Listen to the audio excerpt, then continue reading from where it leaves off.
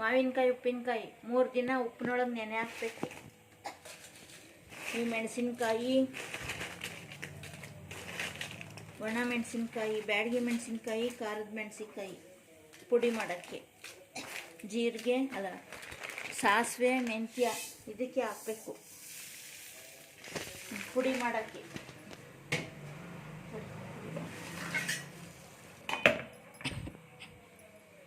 ಇದಕ್ಕೆ ಪುಡಿ ಮಾಡ್ಕೊಂಡ್ವಲ್ಲ, ಒಣಮೆಣಸಿನ್ಕಾಯಿ, ಬ್ಯಾಡಗಿ ಮೆಣಸಿನ್ಕಾಯಿ, ಖಾರದ ಮೆಣಸಿನ್ಕಾಯಿ, ಮೆಂತ್ಯ, ಸಾಸಿವೆ ಇದಕ್ಕೆ ಹಾಕೋದು.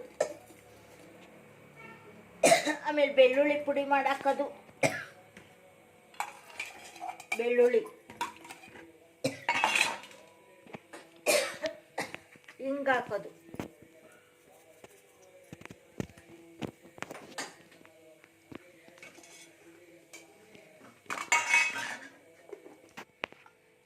ಬೆಳ್ಳುಳ್ಳಿ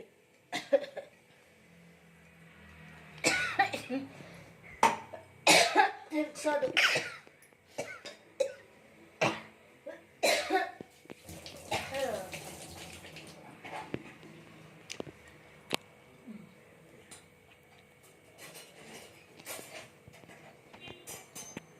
ತಿರುಗಿಸೋದು.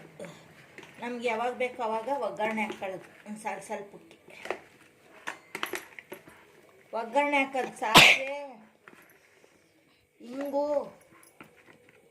ಕರ್ಬೇವಿನ ಸೊಪ್ಪು ಒಗ್ಗರಣೆ ಹಾಕೊಳ್ಳೋದು. ತೋರಿಸಿ ಸರಿ.